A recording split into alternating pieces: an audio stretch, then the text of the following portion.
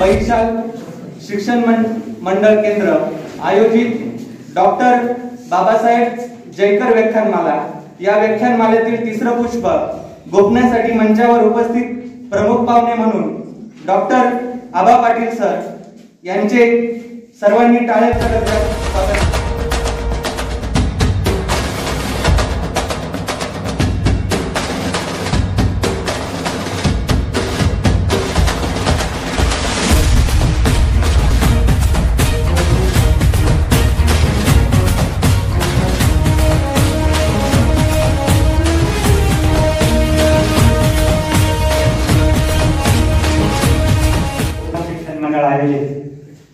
बाबासाहेब जयकर व्याख्यानमालेचं तिसरं आणि शेवटचं विचार पुष्प गुंफण्यासाठी आपल्यामध्ये आज उपस्थित डॉक्टर आबा पाटील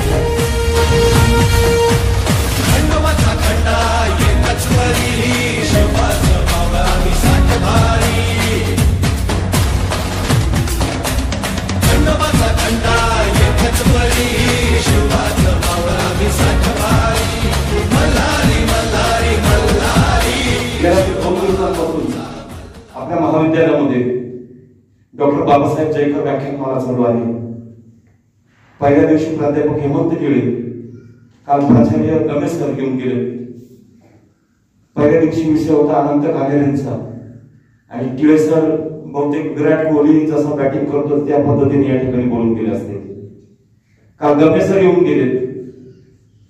गमेश सर म्हणजे सचिन तेंडुलकरांची फटकेबाजी, व्यक्तिमत्व विकास. आणि आज मॅचचा तिसरा दिवस आहे. सर शेवटची ओव्हर आहे आणि 18 रन काढायचे आणि बॅट दिली माझ्या हातामध्ये. पहिल्या बॉलवर आउट होतो की मॅच जिंकून देतो याचा अवलोकन करायला सगळं या ठिकाणी.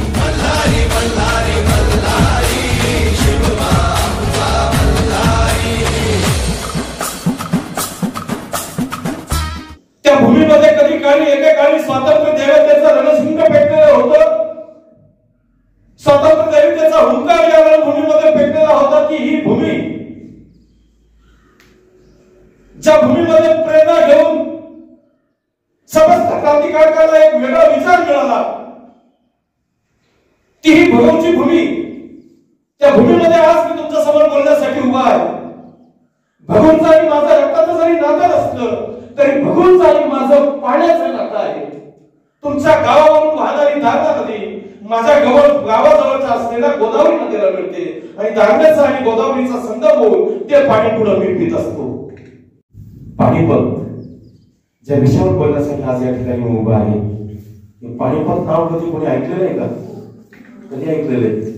जेव्हा छत्रपतींनी स्वराज्याची स्थापना केली होती, स्व म्हणजे स्वतःच आणि राज्य जे स्वतःच राज्य आहे ते प्रत्येकाला वाटलं पाहिजे. तत्कालीन काळामध्ये बादशाहांनी राज्य केलेलं होतं. कुतुबशाही, बरीदशाही, इमादशाही, मुघलशाही, प्रत्येक आदिलशाही प्रत्येक राजाच्या नावाने स्थापन झालेलं राज्य होतं.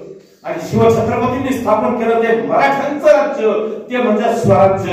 इथल्या रयतेचं राज्य केलं होतं. प्रत्येकाला वाटलं पाहिजे हे माझं राज्य आहे. साळी कोळी माळी तेली तांबडी महार मान वीर कुमार चांभार लोहार सुतार न्हावी आगरी रामोशी भंडारी मुसलमान ब्राह्मण धनगर सगळ्या जातींना एकत्र करून एक सुंदर असा हार बनवला होता. प्रत्येक जातीच्या एकेका फुलाला घेतलं होतं. स्वतः दोऱ्याची भूमिका निभावली आणि त्या दोऱ्यामध्ये प्रत्येक फुलाला अटकून एक सुंदर असा हार तयार केला होता. तो स्वातंत्र्य देवीच्या गळ्यात घातला आणि त्या हाराचं नाव दिलं होतं स्वराज्य. ज्याची फळं तुम्ही आम्ही आजपर्यंत चाकत आहोत. स्वराज्य म्हणजे रयतेचं राज्य, हे मराठ्यांचं राज्य. मराठा आणि मराठ्यांचं राज्य. महाराष्ट्राच्या भूमीमध्ये राहतो तो प्रत्येक जण मराठा आणि जी बोलली जाते ती मराठी. कधीही विसंगतीपणाने मी साळी तू कोळी तू महार तू मान तू भील तू कुंभार तू लोहार तू सुतार जातीयतेच्या बंधनामध्ये मित्रांनो कधी ऐकत नका. आणि जो विचार शिवछत्रपतींनी दिला विषमता दूर करून माणूस म्हणून जगण्याचा तो विचार तुम्ही आम्ही तुमच्या मनामध्ये जागवला पाहिजे. हीच खरी शिवरायांच्या प्रती आदरांजली असेल, हीच खरी जयंती असेल आणि हीच खरी पुण्यतिथी असेल. अरे मुघल सल्तनतीच्या मदतीसाठी मुघलांनी मराठ्यांना पाचारण केलं आणि खांद्याची लढाई जिंकल्यानंतर कुणीही सैन्य घरी न जाता परस्पर दिल्लीच्या लोकांना निघून गेलं होतं. दिल्लीच्याही पुढं 100 किलोमीटर पाणीपतची भूमी आहे. दिल्लीच्या लोकांना जात असताना मजल करत सैन्य निघाले, पण यावेळेस मात्र नीतीने एक गल्लत केली होती, एक गल्लत केली होती. आतापर्यंत मराठ्यांचं सैन्य उत्तरमध्ये जायचं. अनेक मराठा सरदारांनी उत्तर भारत आपल्या पंजाखाली काबूत केलेला होता. आपली सत्ता त्या ठिकाणी स्थापन केलेली होती. शाहू महाराजांनी मराठ्यांच्या सत्तेचं विकेंद्रीकरण केलेलं होतं. ज्या सरदारांनी जो भाग जिंकला त्या भागावर त्यांनी राज्य केलं आणि मराठ्यांनी मुघलांकडून चौथाईचे अधिकार प्राप्त करून ठेवलेले होते. चौथाई म्हणजे जिंकलेल्या भागापैकी चौथाई 1 रुपयामध्ये 4 आण्याचं उत्पन्न हे मराठ्यांनी घ्यायचं आणि सरकारला पाठवायचं. उत्तर भारतातली थंडी म्हणजे विचार करण्यासारखी थंडी आहे. हाडं गोठवणारी थंडी. आपल्याकडे आता थंडी पडते 2 डिग्री 4 डिग्री, अजूनही थंडीचं प्रमाण चालू आहे. याच्या 3 ते 4 पट थंडी उत्तर भारतामध्ये असते. विचार करण्यासारखी गोष्ट आहे. जेव्हा उत्पन्नाची बाजू बंद होत गेली, पैसा कमी पडू लागला, आठवड्याचा महिन्याचा पगार देणं सुद्धा सदाशिवराव भाऊंना मुश्किल व्हायला लागलं. पगाराविना फौज उभी होती मराठ्यांची. दिवस निघून गेले. विचार करा, एक वेळ उपाशी राहिलो तर पोटात किती कावळे कुरकुर करतात. महिन्याचा पगार द्यायला सुद्धा मराठ्यांच्या खजिन्यामध्ये पैसे राहिले नव्हते. अन्नधान्याची टंचाई सुरू झाली, दुष्काळ सुरू झाला, उपासमार सुरू झाली. मग मराठ्यांच्या सैन्यामध्ये 8 दिवसातून 3 दिवस 2 दिवस चुली पेटत नव्हत्या. उपाशी राहिलेलं सैन्य उत्तर भारताच्या थंडीमध्ये जीवन जगण्याचा आणि जिवंत राहण्याचा प्रयत्न करत राहत होतं. नंतर परिस्थिती इतकी बिकट होत गेली.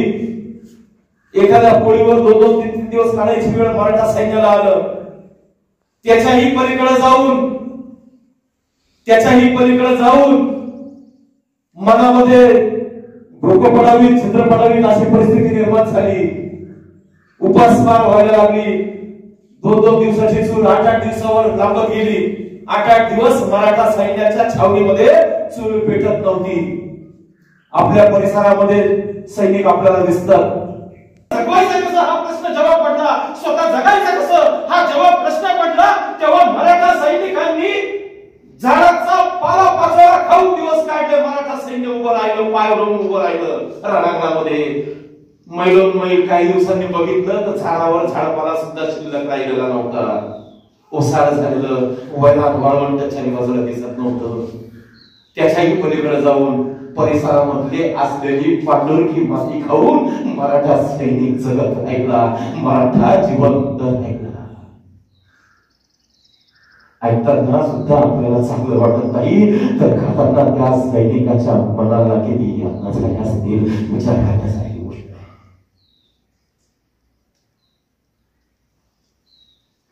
विचारांच्या पलीकडच्या गोष्टी सगळ्या आपण विचार सुद्धा करू शकत नाही. आणि आता युद्धाला सुरुवात होणार. दोन्ही सैन्य एकमेकांच्या समोरासमोर उभं टाकलं. इम्रान खान घाटाने सदाशिवराव भाऊंना सांगितलंय, भाऊ सह्याद्रीचा मुलूक बिकट वहिवाट अवघड वाट असलेला घनदाट अरण्याचा डोंगरदऱ्यांनी उभा असलेला प्रदेश आपला. त्या डोंगरदऱ्यांमध्ये शिवछत्रपतींच्या काळापासून आपण गनिमी काव्याची लढाई खेळत आलेलो आहे. पण इतका प्रदेश जर आपण बघितला तर दूरवर बघा सपाट प्रदेश आपल्याला दिसतोय. कुठंच डोंगर दिसत नाही, झाडी नाही, दरी नाही, अवघड वाट नाही, बिकट वहिवाट नाही. सपाट प्रदेश असलेला प्रदेश आपल्याला या ठिकाणी दिसतोय. पांढरक्या मातीचा प्रदेश दिसतोय. आणि इथं मात्र आपल्याला गनिमी काव्याची लढाई करून चालणार नाही. आपल्याला लढाई खेळावी लागेल, ती गोलाची लढाई खेळावी लागेल. त्याचा तोफखानांनी मात्र समोरचा सैन्याचा पार धुवा उडवला, तो खाना धगा करून टाकला. आणि हे इम्रान खान गार्द्याचं यश पाहिल्यानंतर मात्र मराठी सैन्यामध्ये छलबिछल झाली. सरदार एकमेकांची चर्चा करायला लागले. अरे वर्षानुवर्ष आम्ही हुजरांची सेवा करतोय आणि काल परवा आलेला हा मुसलमान जातीचा असलेला इम्रान खान गार्दी